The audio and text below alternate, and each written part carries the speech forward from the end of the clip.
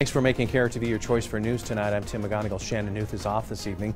First at 10, we're learning more details about what happened with Cascade County Sheriff Bob Edwards that led to his arrest and misdemeanor partner family member assault charge.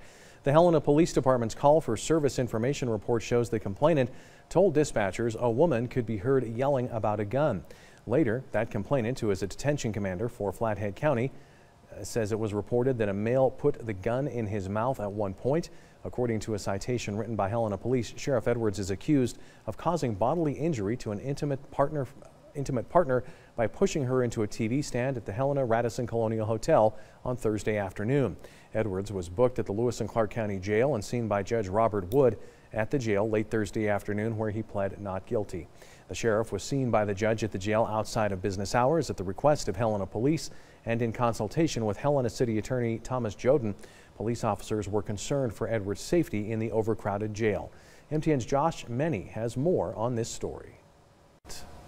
Tim, it happened on Thursday evening at the Radisson Colonial Hotel shortly before 5:30 p.m. Edwards is accused of pushing his girlfriend into a TV stand, causing injury. Cascade County Sheriff Bob Edwards was arrested last night in Helena. Edwards pleaded not guilty at his initial hearing before Judge Robert Wood in Helena Thursday night. Sheriff Edwards was released last night, and he's currently in Great Falls right now. He has retained counsel. Under Sheriff John Stevens says Edwards is still the sheriff, but it's Stevens' job as second in command to make sure operations continue and the level of service remains the same. A pretrial hearing is set for July 19th at 1 p.m.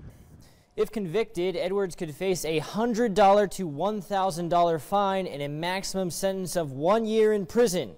If found guilty, Edwards would spend at least 24 hours in jail, receive mental health counseling, and could be ordered into misdemeanor probation. Tim, back to you.